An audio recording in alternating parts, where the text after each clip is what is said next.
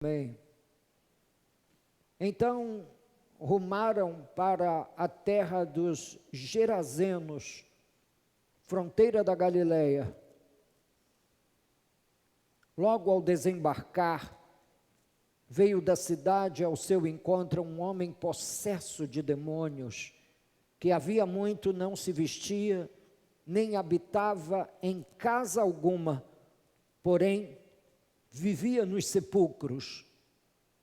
E quando viu a Jesus, prostrou-se diante dele, exclamando e dizendo em alta voz: que tenho eu contigo, Jesus, Filho do Deus Altíssimo? Rogo-te que não me atormentes. Porque Jesus ordenara ao espírito imundo que saísse do homem, pois muitas vezes se apoderara dele. E embora procurassem conservá-lo preso com cadeias e grilhões, tudo despedaçava e era impelido pelo demônio para o deserto. Perguntou-lhe Jesus: qual é o seu nome? Respondeu ele: Legião, porque tinham entrado nele muitos demônios. Rogavam-lhe que não os mandasse sair para o abismo. Ora, andava ali passando no monte uma grande manada de porcos. Rogaram-lhe que lhes permitisse entrar naqueles porcos, e Jesus o permitiu. Tendo os demônios saído do homem, entraram nos porcos, e a manada precipitou-se despenhadeiro abaixo para dentro do lago e se afogou. Os porqueiros, vendo o que acontecera, fugiram e foram anunciá-lo na cidade e pelos campos. Então, saiu o povo para ver o que se passara e foram ter com Jesus. De fato, acharam o homem de quem saíram os demônios, vestido, em perfeito juízo, assentado aos pés de Jesus, e ficaram dominados de terror. E algumas pessoas que tinham presenciado os fatos contaram-lhes também como fora salvo o endemoniado. Todo o povo da circunvizinhança dos Gerazenos rogou-lhe que ele se retirasse deles, pois estavam possuídos de grande medo. E Jesus, tomando de novo o barco, voltou. O homem de quem tinham saído os demônios rogou-lhe que o deixasse estar com ele. Jesus, porém, o despediu, dizendo: volta para casa e conta aos teus tudo que Deus fez por ti. Então foi ele anunciando por toda a cidade todas as coisas que Jesus lhes tinha feito. Que Deus abençoe a leitura da sua santa palavra. Os amados podem tomar assento. Eu quero começar dizendo que esta é possivelmente a mais impactante entre todas as histórias que tomaram parte na narrativa do Evangelho de Jesus Cristo. Dentre todas elas, esta possivelmente seja a história mais impactante, a da libertação de um homem endemoninhado, cujas características são muito bem expostas no texto que nós lemos, e eu vou apenas voltar com vocês à memória o que o texto sagrado diz, para finalizar com 3 perguntas que foram feitas a Jesus, 3 pedidos que foram feitos a Jesus. Jesus atendeu 2 deles e deixou um dos pedidos com uma outra resposta, não a resposta que tanto desejava ouvir esse homem, que é um homem sem nome. Você imagina, ele vivia de tal forma dominado por forças malignas que nem mesmo as pessoas lhe tratavam pelo nome. Quando Jesus perguntou qual é o teu nome, o espírito maligno que habitava nele disse legião, porque somos muitos. Uma legião de soldados romanos tinha 6.000 soldados. Imagine o grau de possessão que esse homem viveu. Para uma geração envolvida com tecnologia, numa era onde a ciência se multiplica a olhos vistos, um caso de possessão demoníaca pode ser facilmente descartado como sendo alguma coisa na qual você não acredita. Mas o texto tem características muito importantes para nos posicionar sobre esse fato na história. E esse texto precisa ser lido como esse acontecimento naquela região que fazia fronteira com a Galileia, que a Bíblia chama de a terra dos Gerazenos. Esse homem veio ao encontro de Jesus depois que Jesus aportou na praia. A região da Galileia é uma região banhada pelo o famoso Mar da Galileia, que nada mais é do que um lago de águas doces, o maior lago de água doce, o maior reservatório de água doce do Oriente Médio. Portanto, um lugar muito específico. Ao aportar naquela terra, naquela praia, diz a Bíblia que esse homem veio correndo ao encontro de Jesus. Essa história revela que os demônios e suas possessões podem chegar a atingir graus inimagináveis de tortura e de escravidão. Foi um caso extremamente emblemático, tão emblemático que passou a figurar no cânon sagrado como sendo uma história de inspiração do Espírito que Deus eternizou nas páginas das Escrituras para que outras gerações como a nossa pudessem lê-la. Nós que acreditamos tanto no poder da ciência, nós que tendemos a ter uma visão mais naturalista da vida. Nós que temos e sofremos com a tentação de deixar todos esses acontecimentos da vida espiritual de fora do nosso cotidiano, de fora do nosso dia a dia. E, no entanto, essa história está aqui para nos lembrar desse homem liberto por Jesus e salvo por ele. O texto de Lucas diz que ele foi salvo dessa escravidão terrível que o tirou o endereço. Ele não tinha um endereço. Se você nessa noite tem um endereço para dar, se você nessa noite pode dizer, eu moro na rua tal, número tal, agradeça a Deus por isso, porque os demônios tiraram desse homem seu endereço. E tirando o seu endereço, deve ter tirado sua família também. Esse homem era um homem esquecido, vivia no cemitério, entre os sepulcros. O Evangelho de Marcos diz que ele se cortava com pedras, lancetando-se. Hoje, quando eu observo uma geração inteira mas tão atingida pela tecnologia, cortando-se, fazendo símbolo na pele, eu fico pensando, meu Deus, de onde vem isso? E nós vamos vivendo a vida colocando tudo aquilo que a gente não consegue explicar na conta de problemas psiquiátricos e psicológicos. quando no tempo de Jesus, e nesse exato acontecimento, ele tenciona deixar o escrito para a posteridade, para que nós pudéssemos nos lembrar.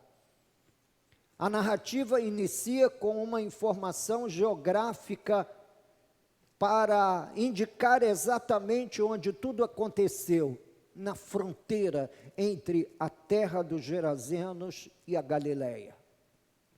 É ali que tudo acontece e toma lugar. Esse exemplo emblemático, esse exemplo cheio de importantes informações sobre a identidade desse homem e sobre tudo o que aconteceu com ele, aconteceu exatamente num lugar geográfico para nos dar uma noção de tempo e espaço, a fim de que nós jamais viéssemos a duvidar dessa história. Não, essa história aconteceu num determinado endereço, quando Jesus aporta numa praia e parte para a terra dos Gerazenos, também conhecido como terra de Gerar. E lá um endemoniado, terrivelmente endemoniado, com mais de 6.000 demônios possuindo aquele homem, um número incalculável de opressão, de maneira que o juízo daquele homem havia sido sequestrado. Andava enamorado da morte, vivendo nu. Andava nu, sem se vestir. O Evangelho de Marcos nos informa que nem com cadeias e grilhões esse homem conseguiam mantê-lo preso. Diz que eles arrebentavam as cadeias e os grilhões. O texto de Lucas 8, 27 diz que o acontecido aconteceu no exato momento em que Jesus desembarca e veio da cidade ao seu encontro um homem possesso de demônios que havia muito não se vestia, nem habitava em casa alguma, porém vivia nos sepulcros. O que você acha de se mudar para um cemitério? Digamos que você terá lá uma suíte de luxo. Digamos que você terá lá, eu posso garantir, que você poderá ter ar-condicionado, máquina de café expresso. Você até pode ter uma visita do George Clooney dizendo para você, Ereus, e tomando o seu cafezinho numa confortável suíte aqui no Corte 8, você aceitaria? A única coisa que você teria que fazer é combinar com o coveiro para que ele abrisse a porta do cemitério toda noite para você entrar no seu quarto. Bem, ninguém faz isso voluntariamente. É importante se entender que ninguém vai morar junto onde se coloca os mortos porque tem amor à vida. Não, mas porque foi de tal modo escravizado a viver como um morto, diz o texto sagrado. Em Marcos capítulo 5, é onde nós encontramos uma outra referência acerca desse homem, e eu quero apresentar alguns versículos de Marcos capítulo 5 para os irmãos fazerem a sua apreciação. Diz em Marcos capítulo 5 que ele vivia nos sepulcros, exatamente como nos informa Lucas, mas diz que nem mesmo com cadeias alguém podia prendê-lo. Ele era indomável, uma fera selvagem na pele de um ser humano. E tudo isso deveu-se a uma possessão demoníaca, que lhe roubou outra vez o endereço, e possivelmente a família. Nós, cruzando esse território do século 21, acreditamos que todas essas realidades estão no passado, nos dias de Jesus, que hoje não, pastor. O diabo se aposentou, os demônios penduraram a chuteira e não estão mais trabalhando para roubar das pessoas seus endereços, roubar das pessoas suas famílias, roubar das pessoas sua alegria e seu entusiasmo na vida, levando-os a viver uma vida miserável, não conseguindo nem mesmo vestir-se, cobrir sua própria nudez. Continuando, Marcos diz, porque tendo sido muitas vezes preso com grilhões e cadeias, as cadeias foram quebradas por ele. Essa é uma informação importante. Diz que ele quebrava as cadeias, as algemas que eram colocadas sobre eles, e os grilhões eram despedaçados, e ninguém podia subjugar aquele homem.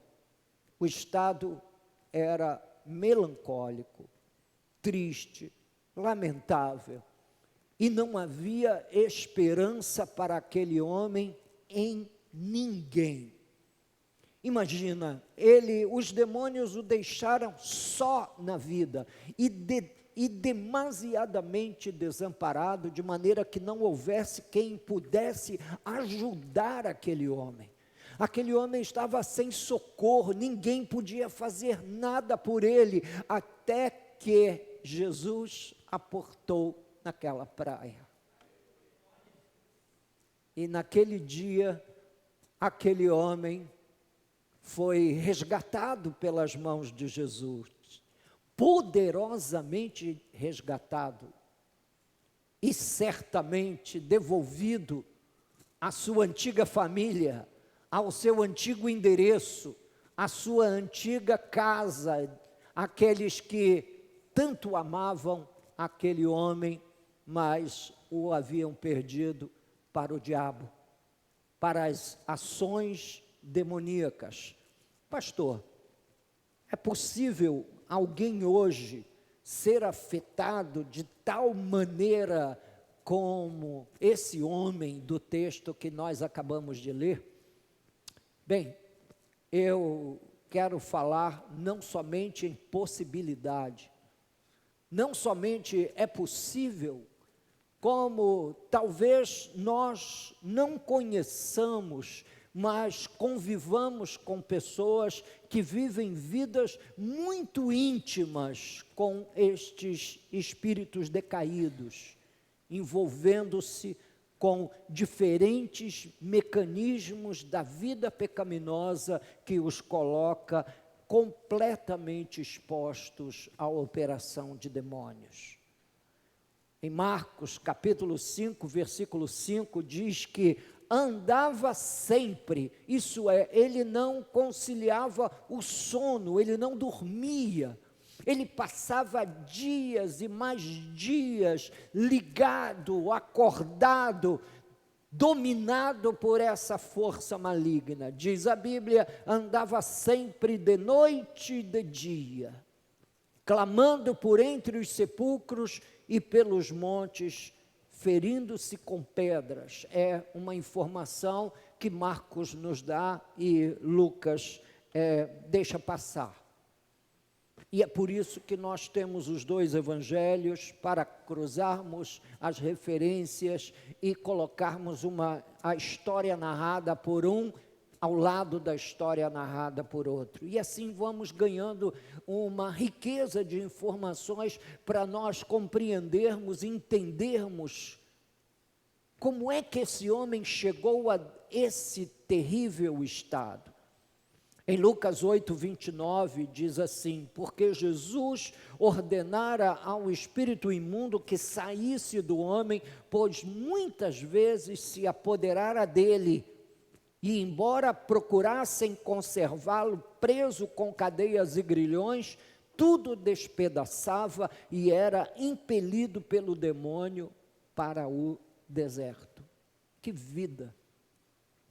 Eu, enquanto estava preparando esse conteúdo para ministrar essa noite aos irmãos, imaginei, meu Deus, que sofrimento, que angústia. Se você está sendo conduzido pelas minhas palavras a uma certa sensação de desespero, pois é exatamente esse sentimento que eu gostaria que você pudesse abrigar no background do seu coração e das suas emoções nessa noite, ouvindo essa história e especialmente ouvindo como essa história terminou. Eu não vou ficar apenas nas opressões demoníacas, mas quero, assim que cruzar esse território do texto que nós lemos, entrar propriamente dito no quadro de um homem totalmente resgatado, liberto, trazido de volta da morte para a vida, da escuridão mental para o total equilíbrio, um homem que fez um pedido para Jesus, mas Jesus não concedeu.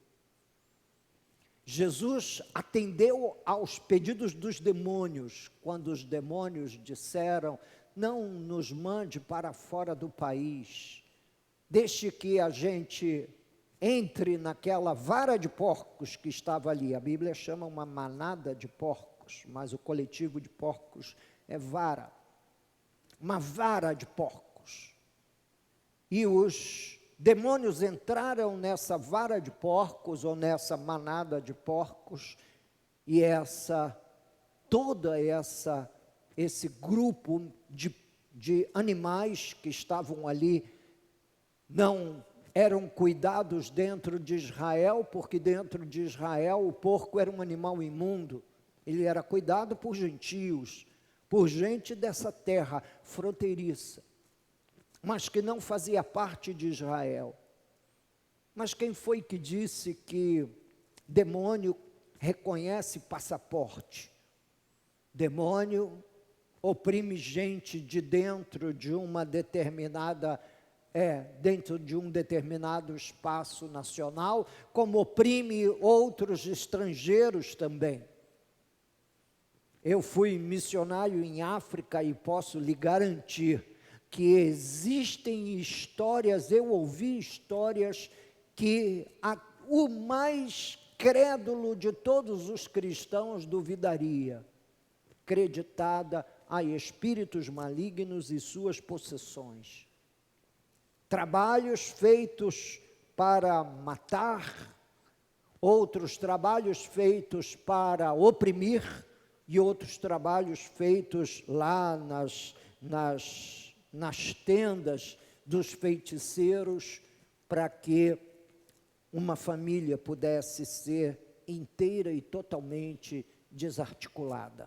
Portanto, não duvide das intenções do diabo, elas não mudaram desde os dias de Jesus aos dias de hoje. Os demônios ainda intentam, de diversas maneiras, talvez hoje de uma forma mais sofisticada, enganar os seres humanos, oprimir-lhes, roubar-lhes o desejo de viver em família e roubar-lhes a alegria dessa convivência. As condições desse homem eram subhumanas. Nu, cortava-se com pedras, mentalmente abalado, espiritualmente destruído. Esse é a sinopse do texto que nós lemos. Como dizia aos irmãos, Jesus, ao longo do texto, recebe 3 pedidos. O primeiro pedido, o pedido dos demônios: não nos mande para fora do país. E eles possuíram uma vara de porcos que precipitou-se no mar. O segundo pedido, feito pelos moradores da cidade, que disseram a Jesus: nós temos medo, porque essas histórias que envolvem possessões demoníacas e verdadeiras consumações do coração humano por forças diabólicas nos levam a ter terror. Nenhum desses filmes de suspense, de terror ou de possíveis vampiros e sugadores de sangue são capazes de criar em nós enquanto nós estamos lendo a história. Essa história é bem pior do que tudo que eu já vi na minha vida, do que tudo que eu já vivi na minha vida, mas é suficientemente forte e clara para eu não brincar com as forças malignas. Hoje de manhã eu estava em paciência, acompanhando com a igreja 4 recortes bíblicos sobre 4 diferentes famílias. E em 4 circunstâncias diferentes, nós estudamos hoje cedo como o diabo buscou destruir estas famílias. A primeira família que eu foquei hoje de manhã no sermão foi a família dos filhos de Efraim, que está lá em 1 Crônicas capítulo 7, que desceram para roubar o gado do povo de Gate. Interessante, eles eram filhos de uma herança espiritual patriarcal que iniciou com Abraão, Isaque, Jacó. Quem foi pai de Efraim foi José, o mais piedoso de todos os filhos de Jacó. E no entanto, os seus netos não andaram nos seus passos, os seus filhos não andaram na mesma sintonia piedosa do que o seu pai, e o diabo os destruiu pela força da criminalidade. Esse foi o braço que o diabo usou para destruir os filhos de Efraim, a criminalidade. Depois nós fomos para os filhos de Eli, os filhos de Eli que se perderam no meio dos ritos judaicos. Os filhos de Eli, filhos do sacerdote, que são aqueles criados na igreja, que dominam o rito. Eles conseguem cantar todos os hinos da igreja, eles conseguem acompanhar a oração que se faz na igreja, são capazes de acompanhar a mensagem da igreja, mas estão perdidos. Os filhos de Eli metiam o garfo na panela dos judeus e retirava dali tudo aquilo que eles haviam trazido para entregar sobre o altar ao Senhor. E quando os judeus diziam, permita que pelo menos a gordura se derreta, ele disse, absolutamente não, o que vier grudado nesse garfo, e espetava o garfo, é do sacerdote. Por fim, os filhos de Eli começaram a adulterar com as mulheres que apareciam à porta da tenda da congregação. Imagina, entregaram-se ao adultério, à luxúria.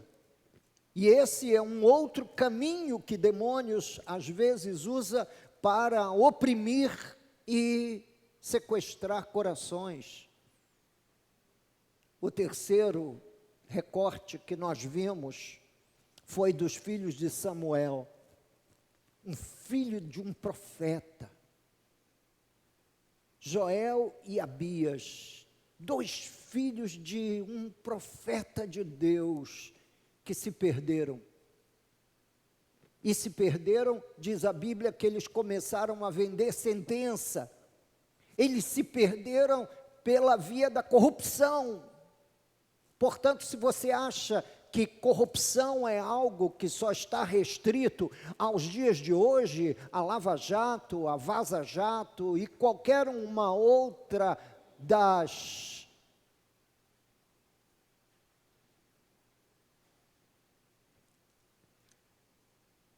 tentativas do Ministério Público de denunciar casos de corrupção no Brasil, você está enganado. A Bíblia Sagrada já falava disso, e os filhos de Samuel se perderam pelas vias da corrupção. E finalmente chegamos na casa de Davi. O diabo oprimiu os filhos de Davi de uma maneira simplesmente inigualável. Adonias, Absalão tentaram dar um golpe de estado no seu pai e roubar-lhe o trono de Israel. Aminon, o terceiro filho de Davi, que forçou sexualmente a sua própria irmã Tamar. Imagina como a casa de Davi foi sacudida pelos demônios. Filhos que se perderam entre as paredes do palácio real. O homem segundo o coração de Deus. Não brinquem com os demônios. O que o texto sagrado grita para nós nessa noite é: não brinquem com os demônios. Não brinquem de pecar. Não brinquem. Por quê, pastor? Porque você pode terminar num caso terrível como esse, possuído por forças malignas, dada a sua gentileza e a amabilidade e afabilidade com os demônios. Cuidado, tome muito cuidado. Em Lucas 8,30, Jesus lhe perguntou qual é o nome dele.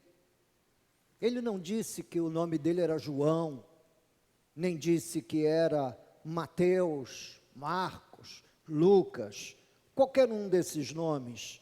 Ele disse: meu nome é Legião, porque tinham entrado nele muitos demônios. Eu já dei essa informação, mas quero retornar a ela. Uma legião romana era composta de 6.000 soldados. 6.000 soldados. Bem, pastor, o senhor já nos disse que Jesus atendeu ao pedido dos demônios. Eles pediram: não nos mande para fora dessa nação.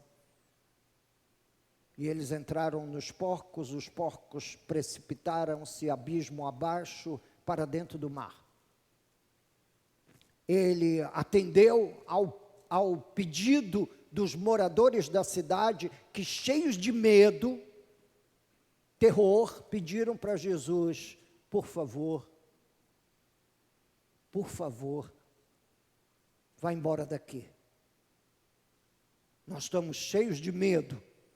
Nós sabemos o estado que esse homem estava, nós temos exata compreensão de qual era o estado dele, e nós não fazemos ideia o que aconteceu com ele, encontrando-o perfeitamente lúcido, assentado junto com os discípulos de Jesus. Mas houve um pedido que Jesus não atendeu, que foi o pedido desse endemoniado, desse homem liberto. Esse homem disse lá, verso 38, Lucas 8, 38, diz: o homem de quem tinham saído os demônios rogou-lhe que o deixasse estar com ele. E Jesus, surpreendentemente, disse: não. Não. Jesus disse: você é muito mais útil aos planos de Deus, não estando na minha companhia. E o versículo 30 mexe profundamente, mas mexe com ternura o nosso coração. Jesus disse: volta para casa. Lembram-se que ele não tinha casa? Jesus agora está dando a seguinte ordem para ele: volta para casa e conta aos teus. Havia uma família à espera dele, uma família que os demônios haviam roubado dele, uma família que os demônios haviam sequestrado dele, tirado dele a alegria de viver em família. Ele disse: volta para casa, conta aos teus tudo que Deus fez por ti. E então foi ele anunciando por toda a cidade todas as coisas que Jesus lhe tinha feito. Foi o missionário preparado mais rapidamente da história. E o campo para onde ele for enviado foi a sua família. A sua família, a nossa família precisa muito de Jesus, como nós precisamos. As nossas carências e a nossa necessidade por Jesus é maior do que nós podemos, talvez, dimensionar.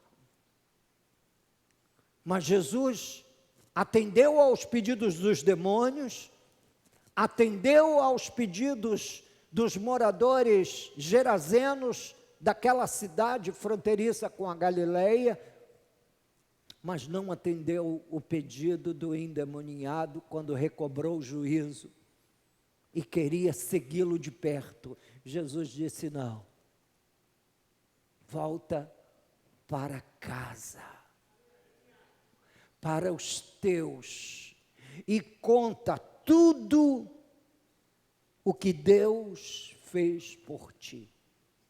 Nós, às vezes, meus irmãos, queremos ganhar o mundo inteiro, né? A gente tem sempre o desejo de querer funcionar na igreja, e isso é muito bom.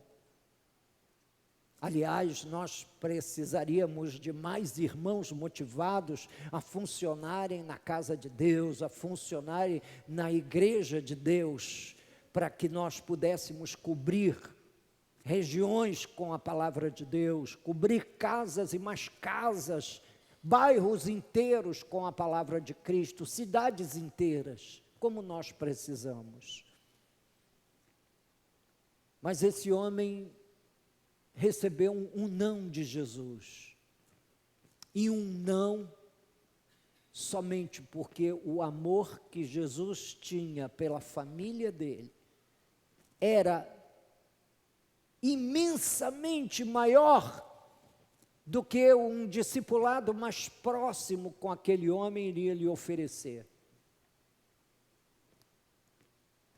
A história diz que ele não somente deu testemunho à cidade dos Gerazenos, mas ele saiu dali por todas as 10 cidades gentias que havia naquela região, conhecida como Decápolis, e comunicou o evangelho de Jesus. Sua família precisa ouvir, seus filhos precisam ouvir, seus netos, seus sobrinhos, os nossos netos, os nossos sobrinhos, os nossos filhos, porque o filho de um irmão ou de uma irmã da igreja acabam sendo, por extensão, filhos do pastor, que funciona como uma figura paternalista dentro da organização do evangelho e dentro da organização da igreja local. A gente passa a chorar por todos os filhos da igreja, e eu venho chorando pela sua família, venho clamando pela sua família. Talvez você não saiba, ou talvez você apenas faça uma suposição. Talvez o meu pastor ore por mim. Não, não é talvez.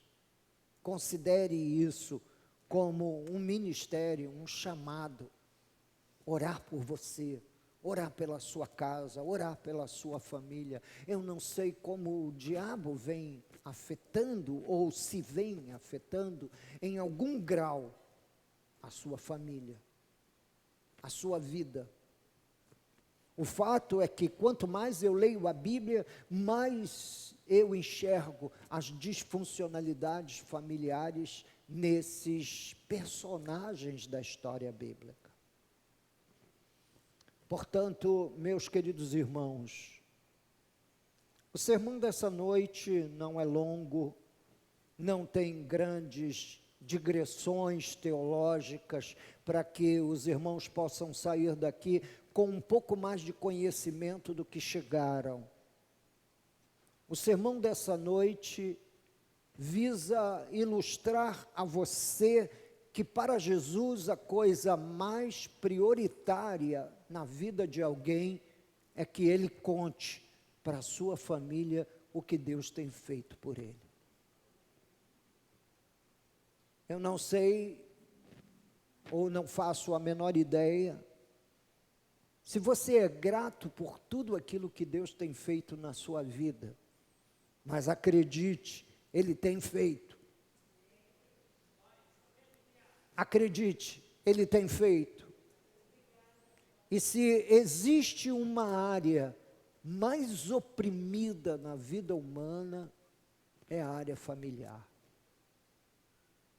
Casamentos opressos, relacionamentos amarrados, conduzidos à força, espírito de rebeldia incontrolável. Nós, às vezes, colocamos tudo isso e lançamos na coluna do gênio. Sabe, é o gênio dele, pastor. Não, irmãos, não é o gênio. Há muito mais da mão escamosa dos demônios nessas histórias do que nós podemos imaginar. Hoje à noite, focando sobre a vida desse homem, eu o chamo a atender à instrução de Jesus. Volta para casa e conta aos teus tudo que Deus fez por ti. Então foi ele anunciando, até chegar em casa, por todo o caminho, de cidade em cidade, todas as coisas que Jesus lhe tinha feito, e as histórias eram repetidas, vez após vez. Eu era um homem assim, assim, assim, e toda a história era contada, e Deus me devolveu a lucidez, Deus me devolveu a vida. Talvez você não tenha um grau de opressão, tamanho como a desse personagem. Mesmo assim, a orientação de Jesus continua de pé. Volta para casa e conta aos teus tudo o que Deus fez por ti. Que Deus o abençoe ricamente. Reclinemos a nossa cabeça para a oração. Santo Deus, nós estamos aqui nessa noite, todos estamos aqui bem vestidos, em perfeito juízo. Não imaginamos, na nossa mente finita, com todas as informações que nós podemos ter, que uma vida humana possa ser tão subjugada por demônios quanto a desse homem cuja história nós lemos nessa noite. A minha oração, meu Deus e meu Pai, é para que em nome de Jesus, todas essas desgraças bordadas cuidadosamente por essas mãos imundas de espíritos decaídos, ó Deus, esteja a trazer às famílias de meus irmãos que se reúnem comigo nessa noite. Eu quero orar em nome de Cristo. Eu quero orar em nome de Jesus, para que nós tenhamos não somente o nosso juízo recuperado. Se a nossa mente anda vagando longe do reino, vagando longe da cruz, vagando pelos territórios desérticos, mais oprimidos por forças malignas, eu não sei, Senhor. Só Tu sabes. Mas de uma coisa eu peço, em nome de Jesus, liberta todos aqueles que entraram aqui nessa noite, necessitado de um toque libertador da Tua mão, necessitados, meu Deus e meu Pai, de que o Senhor os liberte completamente, totalmente, plenamente, lhes trazendo o juízo de volta. Pai Celestial, se tem gente aqui que perdeu a cabeça, que está com a cabeça perdida, ó Deus, por entre essas ruas, arruelas e avenidas das grandes metrópoles, envolvido até o pescoço com pornografia, envolvido até o pescoço com feitiçaria, envolvido até o pescoço com a pecaminosidade ímpar, ó Deus, que cada mortal pode produzir na sua própria carnalidade. Disso, Senhor, eu também não sei. Mas eu quero pedir que o Senhor os liberte. Quero pedir para que essa noite a nossa família possa ouvir: eu sou um novo homem.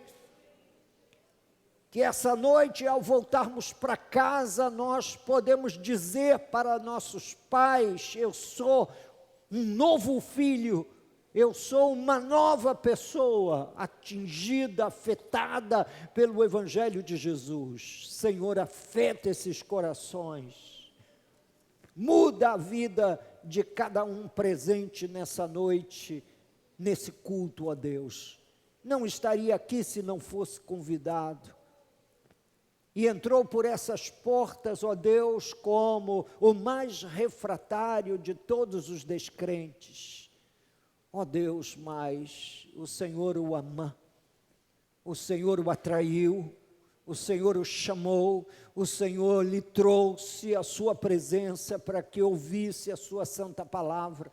Ó Deus, que haja mudança, transformação na mente e no coração, que haja, Senhor, meu Deus e meu Pai, um arrebentar de grilhões e correntes que prendem, ó Deus, corações e mentes, ó Deus, tão inteligentes, porém, meu Senhor, tão escravizada.